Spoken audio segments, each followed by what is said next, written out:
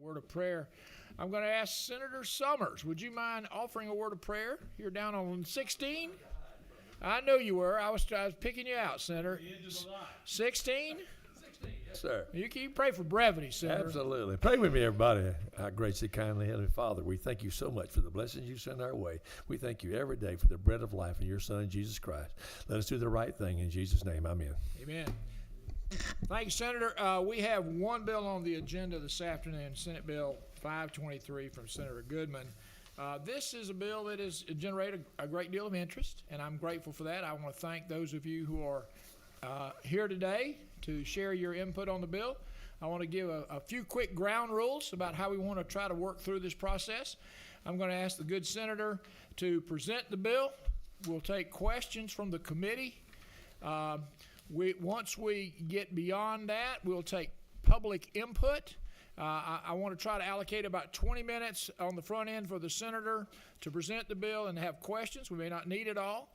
Then I want to allocate 30 minutes for input from those of you who'd like to share your input. We've had a sign-up sheet. If you have not had a chance, we have a sign-up sheet. All right. Well, the sign-up sheet will be available, and we'll take it until it's time to take public input. Depending upon the number of individuals who wish to share their input, we will organize it where there's an equal number in favor of the legislation, opposed to the legislation, and we'll limit your input, please, to 3 minutes. 3 minutes when you have public input, but you're welcome to provide input in written form in an unlimited variety. So that's kind of the ground rules for today's meeting. I appreciate you being here.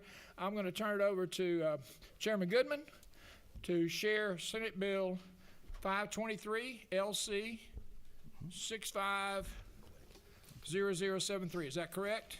That is, I believe I'm going through it here, Mr. Chairman, LC 650073. Correct. Thank you. Thank you, Mr. Chairman, members of the committee. First, I'd like to allow, if you don't mind, Mr. Chairman, my guest here, Mr. Robert Rothberg, to introduce himself. Is that okay, Mr. Chairman? Absolutely. Thank you, Mr. Chairman, members of the committee, for allowing to hear from us today on behalf of the bill. I want to thank Senator Russ Goodman for his incredibly strong support. My name is Robert Rothberg. I represent Georgia Solidarity Network as a member of its board. We're a group of Jewish Georgians who work together to advocate on issues important to the Jewish community and across the state, and we have a deep interest in a Title VI coordinator as we're discussing today. Thank you. Thank you, Robert. Mr. Chairman, I'm going to go ahead and start if that's okay. Absolutely. All right. For decades, Title IX of the Education Amendments Act of 1972, prohibiting sex-based discrimination, has required designated coordinators at educational institutions. This structure has proven effective for ensuring consistent complaint handling, training, and accountability. On the other hand, Title VI of the Civil Rights Act of 1964, prohibiting discrimination based on race, color, national origin, religion, and shared ancestry, has no equivalent requirement, creating a gap in civil rights infrastructure for ensuring safe, non-discriminatory environment for students and employees. This legislation will create parity between these two foundational civil rights protections by creating a statewide accountability through designated coordinators and annual reporting, building on the foundation established in OCGA 50-1-12, and existing Board of Regents policies with a uniform process across all public schools and university system institutions. It will demonstrate leadership by taking proactive action alongside peer states and protect all students by ensuring discrimination complaints are addressed promptly and thoroughly. The bill before you would create 2 statewide Title VI coordinators, one for K-12 and one for higher education, designated by the Board of Regents in consultation with the Technical College System of Georgia. Coordinators will be designated within 90 days of the governor's signature. Coordinators' duties are to establish and maintain a uniform complaint submission process, both electronic and written, receive, document, and investigate discrimination complaints, provide written notice to institutions requiring corrective action within 30 days, refer unresolved violations to U.S. Department of Education and Department of Justice, submit annual reports to state leadership by June 30th of each year. This legislation does not mandate the creation of new positions and is expected to have minimal fiscal impact. Coordinator responsibilities can be assigned to existing personnel with civil rights compliance experience. The bill has built-in protections. For instance, First Amendment protection. Nothing in this act shall be construed to diminish or infringe upon any right protected under the First Amendment to the United States Constitution or Article 1, Section 1 of the Georgia Constitution. The bill has federal alignment. Nothing in this act shall be construed to conflict with federal or state non-discrimination laws.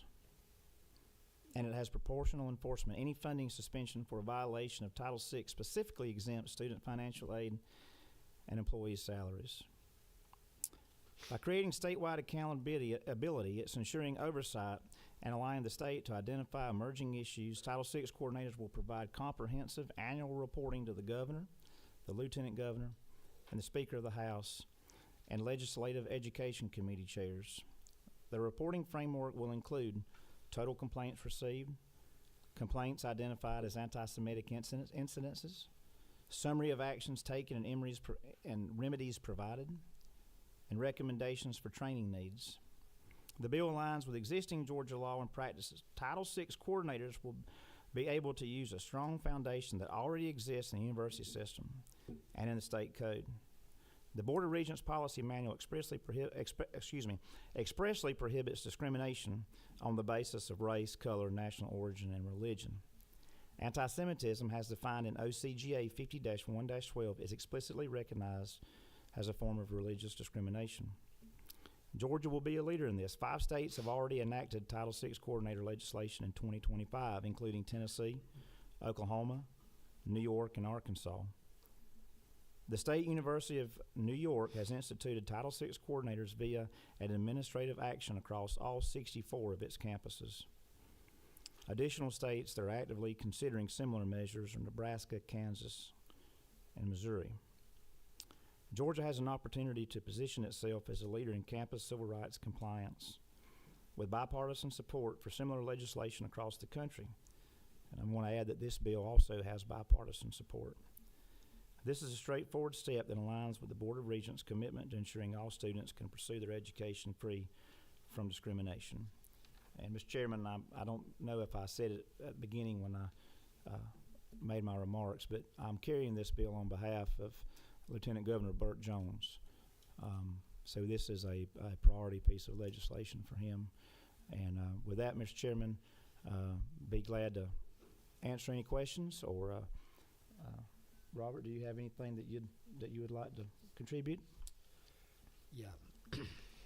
So again, the Title VI coordinator is to help protect the civil rights that are already afforded all administrators, employees, and students in our educational institutions.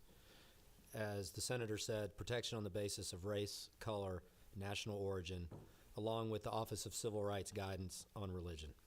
It creates clear intake system, prompt response, data and documentation for broader understanding of trends, consistent treatment, and training on federal civil rights protection.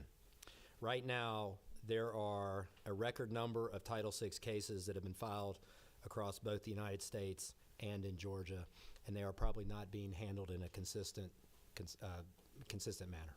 Thank you. Questions from the committee? Any questions for the author? Mr. Rothberg? Have you had an opportunity to consult with the USG and TCSG and Department of Education on this bill? We have, Mr. Chairman. We met with them this morning, and they have come to us with some edits that they'd like to see in the Lieutenant Governor's office. Has told them that they'd be willing to discuss that with them and open to making changes, but in the process, in where we're at right now in the legislative process, the Lieutenant Governor's office would like to ask that we move the bill, knowing that changes Can be made, but that, we have to get this through before crossover. So I understand, if I understand correctly, you're in your consultation with USG, TCSG, and Department of Education, they're willing to work with you, Yes, sir. and they're willing to provide input that we might be able to accommodate as this process continues. Is that not true? That's very true, Mr. Chairman. As you know, this is a process. That's why they call it sausage making. That's exactly right. We love this room because we make sausage here. That's right. All right, Senator Howard. Senator Howard? No, Senator Howard, not Harold, sorry. Thank you, Mr. Chair. Thank you, Senator. Appreciate you coming, both of you coming.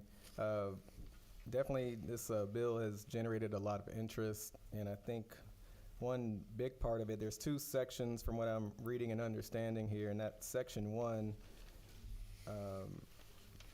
it gets into the definition of anti-Semitism. So I think pretty much everyone in this room would agree that we need to stand firmly against anti-Semitism. I think where there's a lot of question marks are on definition.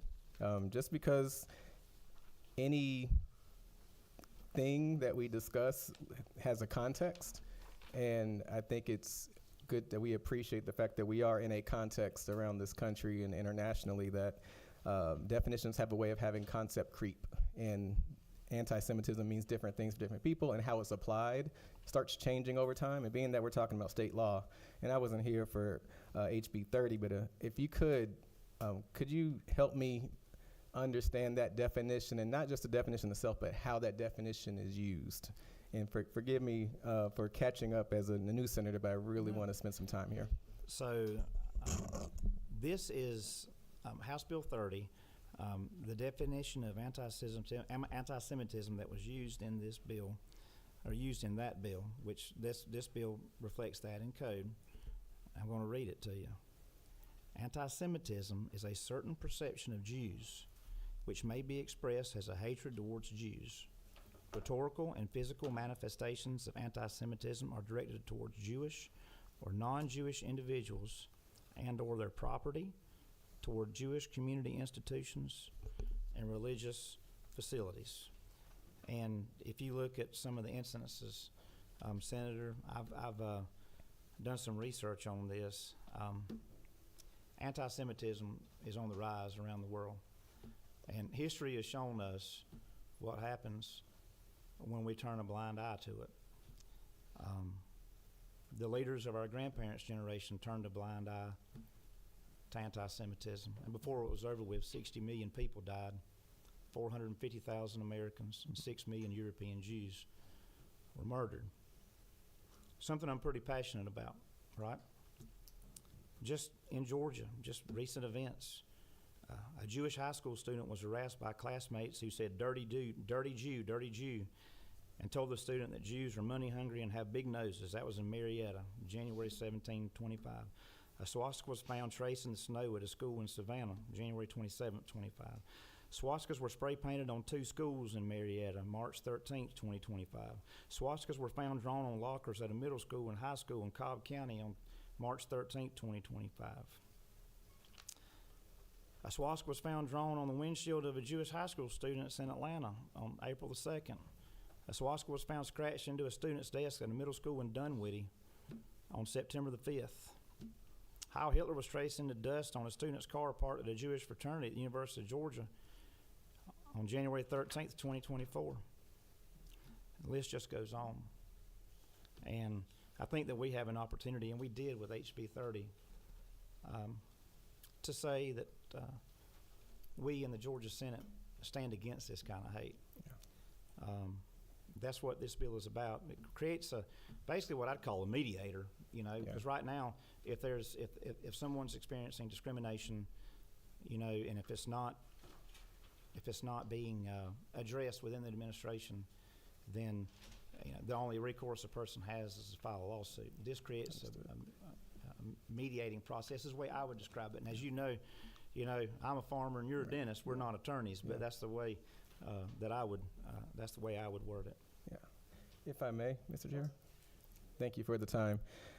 Again, I know I'm focusing a lot on Section 1 part. formerly on the Cobb County School Board, these horrible acts of anti-Semitism, we had a front row seat to them during my time on the school board. Also having a myriad of families from a lot of different backgrounds pick a religion or lack thereof of a religion. We know that folks saying and doing terrible things is a problem, and I'm glad that we're addressing this. Here's where I have some challenge, and if you can help me out here, and maybe someone can help me out here. If someone is studying current events and they have significant issues with the current, like, Israeli government, like just how obviously it's a very complicated history and a complicated now, but someone's looking with their own eyes, they're doing their own research, and they're saying, you know what, the more I research this, I find the current Israeli government's actions to be extremely problematic to like their conscience.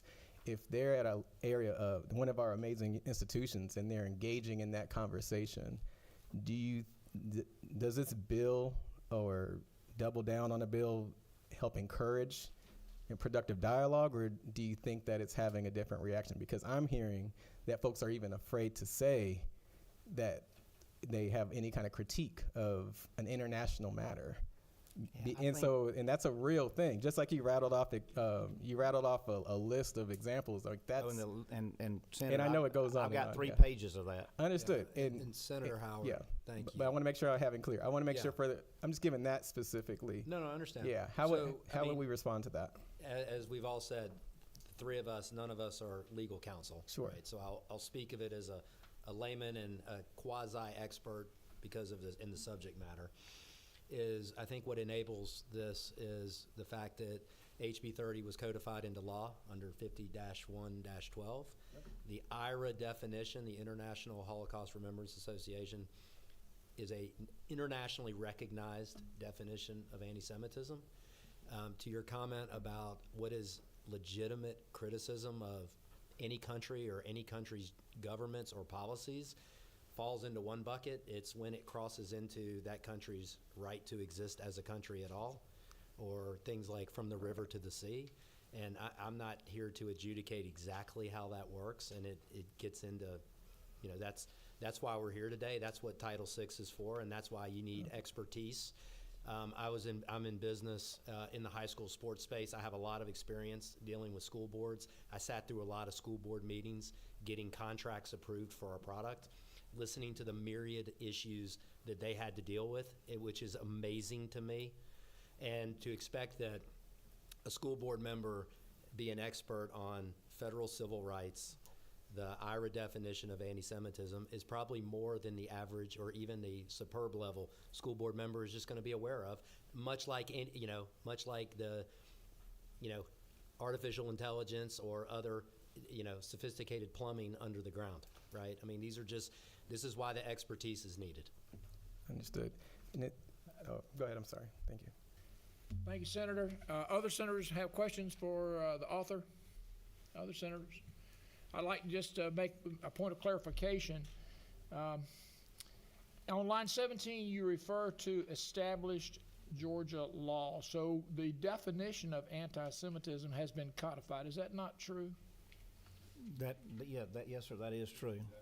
Yep, 15-1-12. So you're not changing that in any way? We are not. Is that correct? No, sir, we are not changing that. All right, and then I look, certainly the bill has components that address this challenge in both the secondary education environment as well as the post-secondary education. So Section 2 deals with public schools in Georgia, is that correct? Yes, sir. And line 21, does that include charter schools? Online schools? All schools? All public schools in Georgia? I just want a clarification. Yes, sir. Thank you. And then in Section 3, we're dealing with university system and technical college system in Georgia, the public schools in post-secondary. Is that not true? Yes, sir. Thank you. One more question, Senator Howard, and then we're going to move forward. I appreciate that, Mr. Chair. I know that there's going to be still more work done with this bill. Is there room from the author's interpretation to add other protections for other major religions, so that way in this one bill we can make sure anti-Semitism, anti-Christianity, anti-Islam, or even anti-atheist kind of expressions of rhetoric could also be included. Is there interest in having that type of inclusion in here, since we are talking about major religions? Right. I would say that, again, it's the Lieutenant Governor's bill, and it's going to be his office, but I know that they have been open with the discussions that I've had with everyone, going forward. But it is, again, I'm carrying it on his behalf, so that will be a decision that they'll have to make. Thanks, Senator. We're going to move now to public comment, if that's okay. Yes, sir. We have a number of folks who would like to share their input. We're going to try to do this in an orderly fashion. So I'm going to, first of all, 3 minutes, please. And I apologize beforehand for not being able to pronounce names. And as our good friend on the whatever show that was, did I correctly mispronounce your name? Question. So, thank you, Jarwahish Sharwani. I could not have said it better for myself. If you would, please. If you would introduce yourself and the group that you may be representing, and then state whether you support or oppose legislation in 3 minutes. Sure, thank you. Good afternoon. My name is Jawahir Sharwani. I want to thank all of you for paying attention to religious discriminations against school. It's a big problem for all students in Georgia. SB 523 gives a special mention to anti-Semitism. This is important because anti-Semitism is a big problem, and we would like this bill to treat every faith equally, because discrimination against Muslim and those of other faith. And I would like to share some stories from my personal life.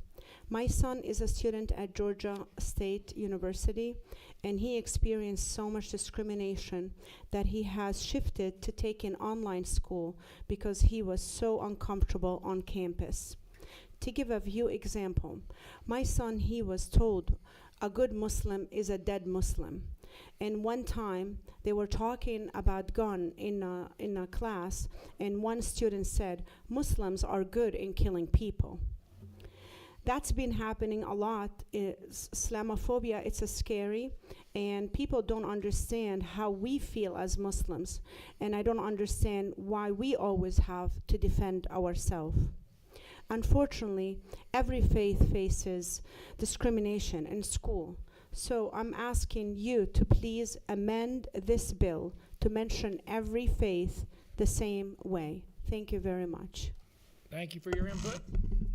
I finally came up with the name Stephen Colbert, so I apologize. Again, Arshila Huda. I was halfway close. Arshila, thank you. State your name for the record and also your organization and whether you support or oppose the bill. Gotcha, thank you. Good afternoon, Senators. My name is Arshila Huda. I am the Education and Advocacy Organizer at Georgia Muslim Voter Project, a nonpartisan organization that empowers American Muslims. I am here to respectfully ask you to have this bill amended to clarify that protections against religious discrimination apply to students of all faith traditions. I appreciate the General Assembly's efforts to combat the rising religious discrimination here in Georgia, and we share the same goal that all students are protected from hate and discrimination. We strongly oppose anti-Semitism and all forms of religious hate. While attempting to prevent religious discrimination among several groups, the bill itself only explicitly names anti-Semitism when considering discrimination. Because the bill explicitly names anti-Semitism, we are concerned that discrimination experienced by students from other faith backgrounds may not be addressed as clearly in implementation, despite many other religious groups facing regular and ongoing attacks. As an organization that serves Muslim communities, we have seen how hate and discrimination continue to impact students amid rising Islamophobia. We have seen Muslim students being threatened by their peers and bad actors for requesting equitable accommodations in their schools, Muslim girls wearing headscarves being mocked or assaulted in schools, and our youth generally being called terrorists or being told they're going to hell for their beliefs. These experiences are not limited to Muslim students. Students from many faith and non-religious backgrounds have also faced discrimination tied to their beliefs and identities. While we recognize anti-Semitism and religious discrimination as serious and urgent concerns, we believe this legislation presents an opportunity to ensure protections are clearly understood and applied to all students experiencing religious discrimination. We appreciate the General Assembly's commitment to addressing religious discrimination.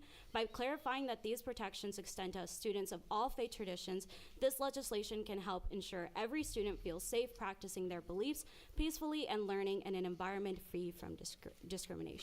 Thank you. Thank you. Thank you for your input. We're going to skip to a neutral input from Michaela. Is that right, Michaela? Yes, sir. Arakaji. Arciaga. Arciaga. You read it and Arciaga. Hear it, it's Thank not you so very bad. much. Thank you so much, Chairman and members of the committee. My name is Michaela Arciaga. I'm the Georgia Advocacy Director for the Intercultural Development Research Association. We are a legacy K-12 civil rights nonprofit.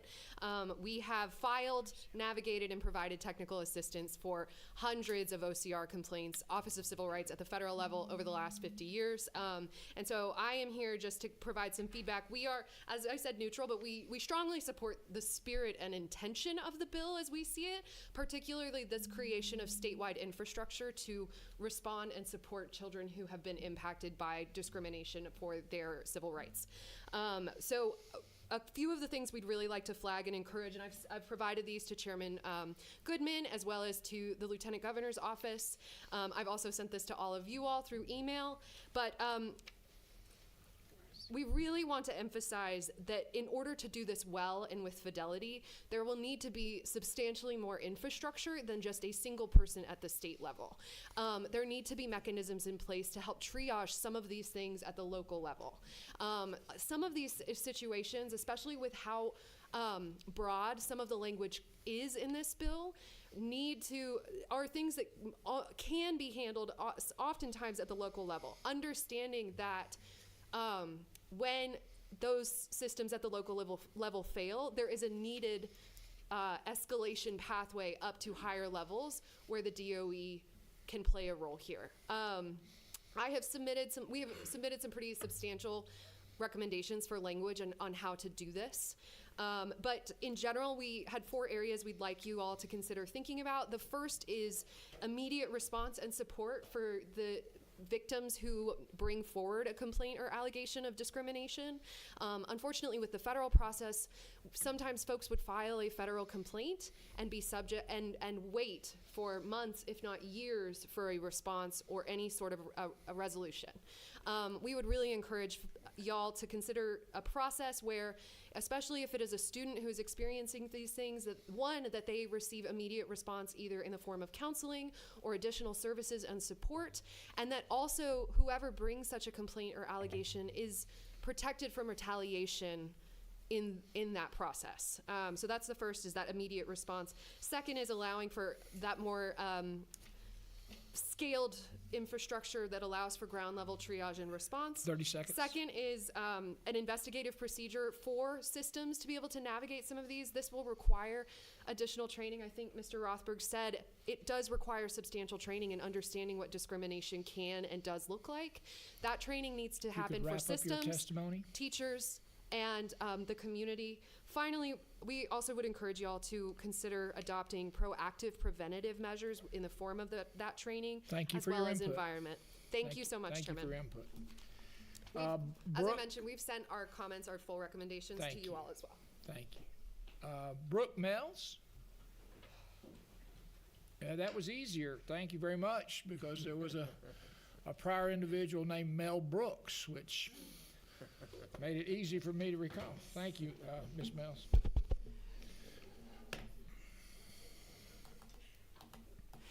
Thank you, Mr. Speaker. Oh my gosh, Chairman. No, thank you. I appreciate the spirit of this bill. I'm a Jew born here in Georgia, raised here in Georgia, play and work in Georgia. I appreciate it. I want to go through with y'all the experience of a lived Jewish experience just here within the perimeter. At age 5, on the way to Temple, walking to in my community, a car passes by, screams out, "Dirty Jew," throws their drink at me and my father, drives off, no resolution. Age 12, Jewish day school. Swastika spray painted on the exterior of the building. No resolution. Age 17, an attempt on mine and my family's lives for our Jewish heritage. No resolution. So I can absolutely appreciate what this bill tries to do. However, like the lady before said, needs a little bit more refining under the definitions for OCGA 50-1-12, Section A, subsection 2, uses the 2016 definitions of the IHRA, which have been subsequently recalled and revised due to their broad wording. It goes after any criticality of the Israeli government, of which the majority of Jewish Americans do have some criticism. We do tend to argue and bicker a bit between ourselves. As of yesterday, the Israeli consulate came out against the Atlanta Jewish Film Festival, and it's actively working to defund it. A WAPO poll, a Washington Post poll in 2025 found the majority of American Jewry has at least some concerns or criticisms of the Israeli government. Like any government, not perfect. So a carve-out for protected First Amendment speech under these working definitions is a must. As it is, it undercuts religious liberty and freedom of speech, which just last year we were working under with Senate Bill 36. So just some refining on the mechanisms here would be much appreciated. 30 Thank seconds. Thank you. Okay. Thank you. A quick question, if I could, Ms. Mills. Do you oppose the bill? I oppose the bill in its current In its form. current form. Thank you very much. Reverend Faid, I'm sorry, I cannot read your last name. Abdu, help me please.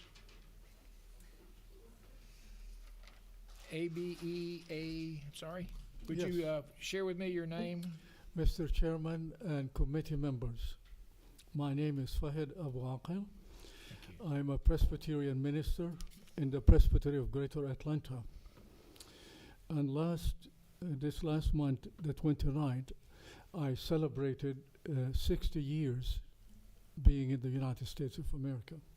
That means I received all my higher education here, and 55 years in the city of Atlanta, because I came to study at Columbia Seminary in Decatur.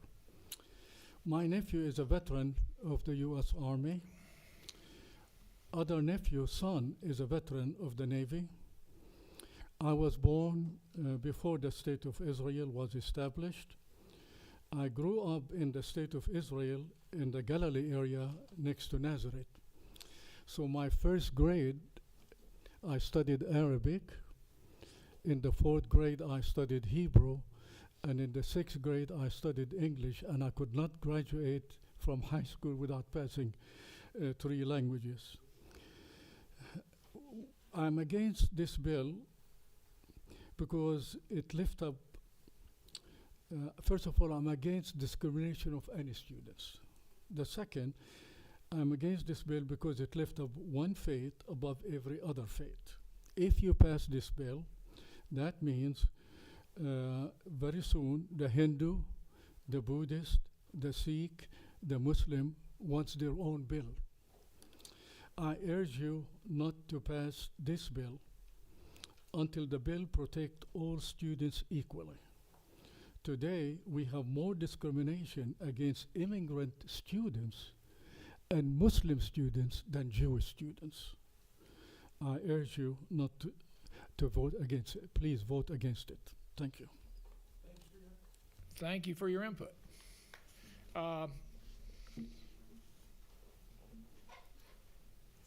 Yulin Yang? Yulin?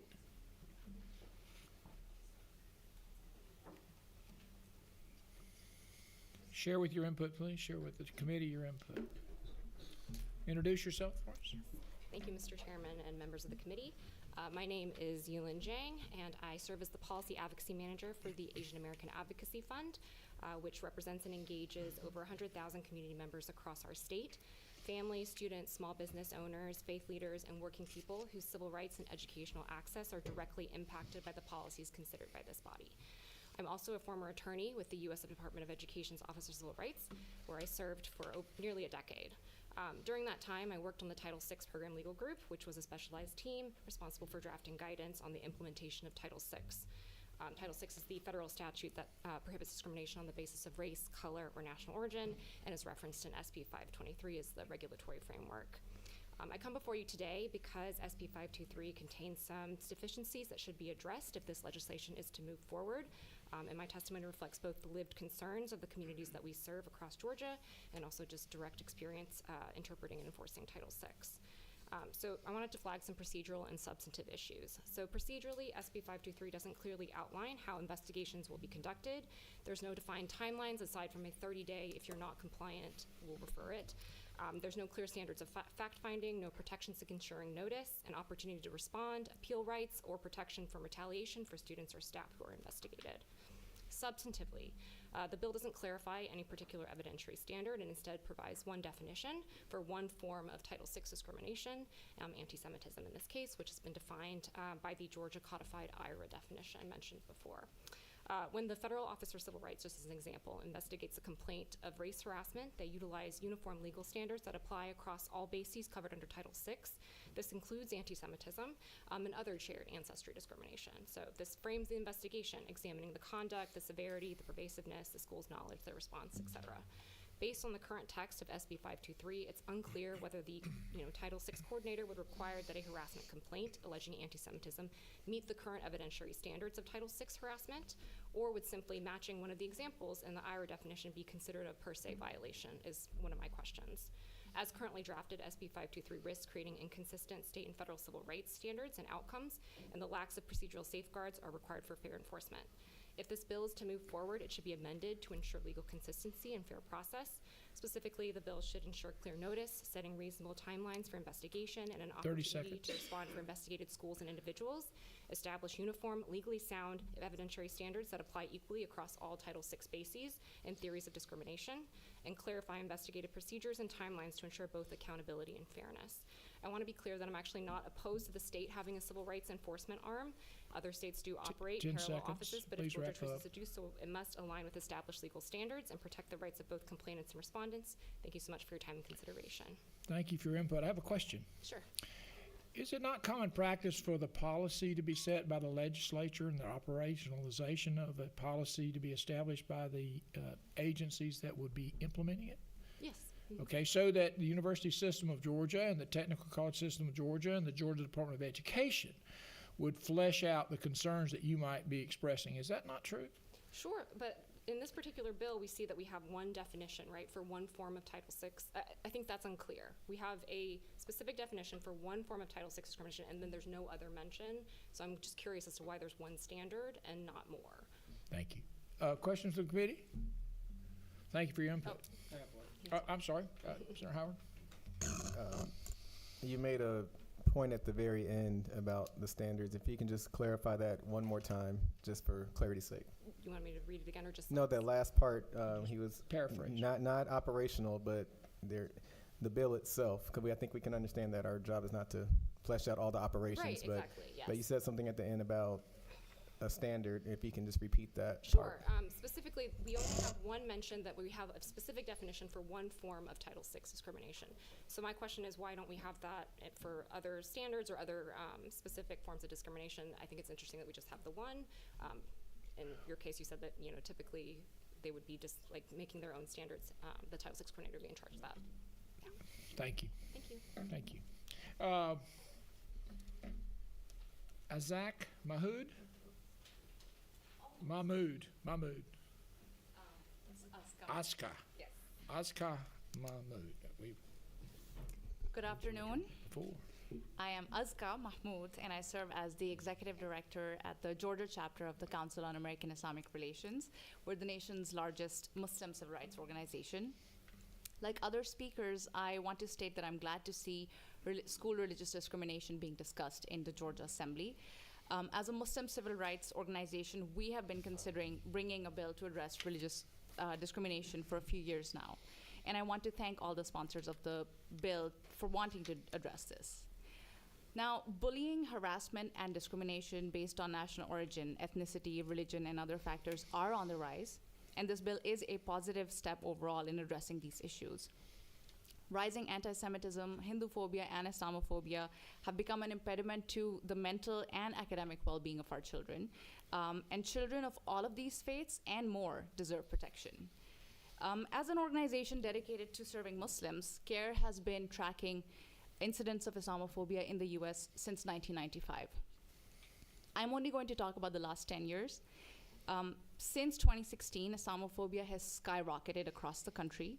Nationwide, CARE's reporting showed that anti-Muslim incidents increased by 291% in the last 10 years. In the state of Georgia alone, we have recorded, I personally have been working for the last 5 years on recording this exponential increase in anti-Muslim activity. From 2020 to 2025, incoming complaints grew by 520% just in Georgia. Last year, our youngest client was a 5-year-old kindergarten student who received a death threat from an older elementary school child who was attacking her on the basis of her religion and her ethnicity. We also spent months investigating the suicide of an 11-year-old Muslim girl who named her bullies in a TikTok before taking her life. Muslim students are routinely given Tier 3 punishments or longer suspensions than their peers for infractions across K-12 schools here. In fact, every election cycle, general or midterm, we see not only an increase in progressively more dangerous rhetoric against Muslims, but also in direct hate incidents. The funny thing is that hate and discrimination rarely stay limited to one group.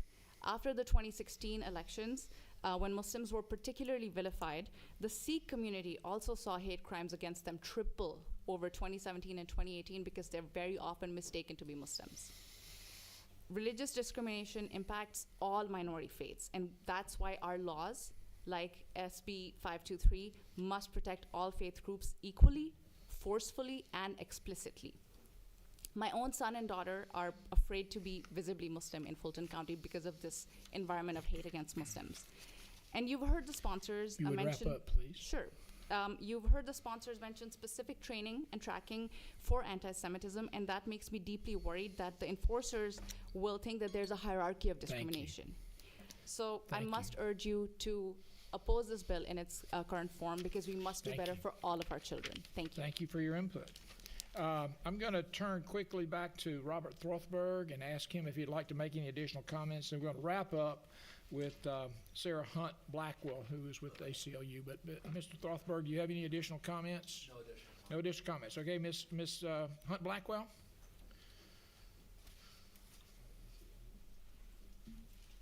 Good afternoon, Chairman, members of the committee. My name is Sarah Hunt Blackwell. I am Senior Policy Counsel at the ACLU of Georgia. I am an attorney who specializes in First Amendment, and I'm here opposing Senate Bill 523. While we share the goal of protecting all students from discrimination, this bill, as written, threatens to chill constitutionally protected speech in Georgia schools and on Georgia campuses. First, the ACLU of Georgia does not support the discrimination, harassment, or persecution of any religious or cultural community, including those of the Jewish faith. We believe that people of all faiths, or those who have no faith beliefs at all, deserve the fullest extent of legal protection. At its core, SB 523 is a good bill, and our opposition to the bill does not stem from a desire to perpetuate or promote anti-Semitism. The core issue is the IHRA definition of anti-Semitism that this bill references. When the General Assembly considered the legislation that codified the IHRA definition of anti-Semitism, the ACLU of Georgia expressed concerns that the language could significantly impact free speech. The Supreme Court has been very clear that offensive speech still receives First Amendment protection. So whether that looks like racial slurs or symbols, controversial critiques, or simply unpopular opinions, each of us has the First Amendment right to that expression. By including a definition that defines political critiques of a foreign government as anti-Semitic, this bill conflates protected speech with unprotected discrimination. As written, this bill would subject students or faculty to investigation and possibly punishment for sharing their political beliefs about Israeli policies and practices. This creates a powerful chilling effect where individuals may simply stop speaking at all to avoid risk. And while we understand that some speech may be hateful or offensive at best and absolutely deplorable at worst, the government may not restrict unfavorable speech absent any real threats. We thank the sponsors for their efforts to protect students from discrimination, and we also urge this committee to rethink the reference to the IHRA definition on line 17 and the inclusion of lines 29 through 31 in this bill. Thank you for your time. I yield for any questions. Thank you. Senator Hickman. Yes, sir. Just at the appropriate time, I'd like to make a motion to pass. All right, we'll hold off. Any questions? Any questions for Ms. Hunt Blackwell? I want to ask the author if he'll come back and briefly close, and then we'll entertain a motion. Thank you, Mr. Chairman. I want to read for you one more time the definition of anti-Semitism that is already codified into law that was passed in a bipartisan fashion 2 years ago. Anti-Semitism is a certain perception of Jews which may be expressed as hatred towards Jews. Rhetorical and physical manifestations of anti-Semitism are directed towards Jewish or non-Jewish individuals and or their property, towards Jewish community institutions and religious facilities. That is the definition that was already passed into law in a bipartisan manner in this state and this General Assembly. With that, Mr. Chairman, I'd just like to add this bill, we have to keep it moving through the process. I think that I've met today, this morning, the Lieutenant Governor's Chief of Staff and myself met with USG. I would like to ask this I'm sorry. Go ahead. Okay, Go I'd ahead. like to ask this committee to pass this bill so that we can keep it moving, Mr. Chairman. Chair recognizes Senator Howard for a question, or Senator Harrell for a question. Sorry for my impatience. That's all right. So the definition you're reading is not complete, and so it would make sense to me maybe that if you read the definition that you read the entire definition. This is what It's not complete. This is OCGA, is that correct? yes, sir. I don't have that. OCGA 50. This is what I pulled directly Again, off of the International Holocaust Remembrance Alliance. I We think codified the examples. it's codified, yes. But, Mr. Chairman, may I? Sure. So we codified the definition with the examples. Yeah.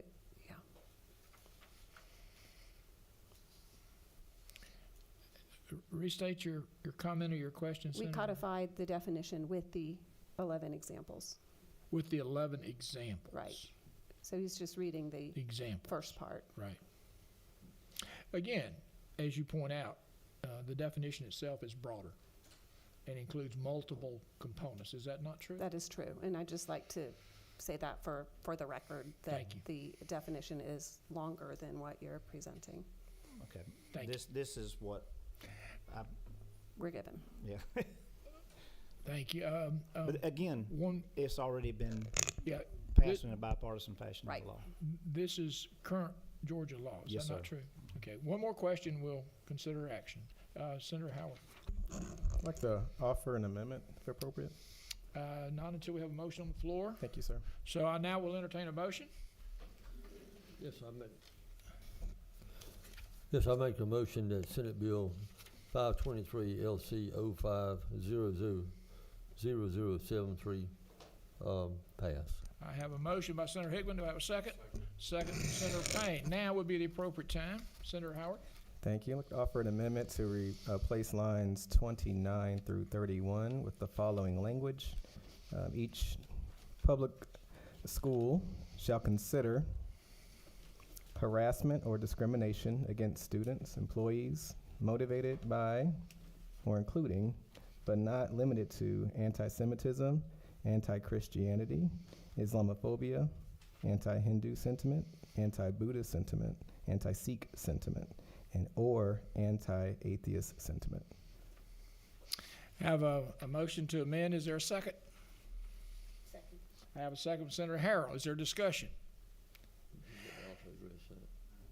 I would like to make a chairman's comment. I appreciate the motion, and I appreciate the desire to be more inclusive. I believe that that's an opportunity for us to consider as this bill moves forward, so I'd have to speak against the amendment. But what's the will of the committee? Those in favor of Senator's amendment to adjust lines 29 through 31 say aye. Aye. Those opposed, no. No, the noes have it, so the bill is not amended at this time.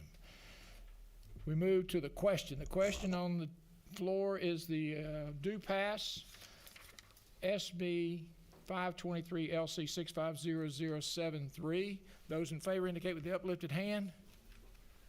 1, 2, 3, 4. Those opposed? 2 opposed? Okay, so 5 in favor, is that correct? 1, 2, 3. Did you vote 4 against? Okay, 5, 4, 1 against. Congratulations, Senator. Thank you, Mr. On the Chairman. rules, and as you know, more work to be done. Thank you Yes, for your sir. time. Yes, sir. With no Absolutely. further business, the committee stands adjourned.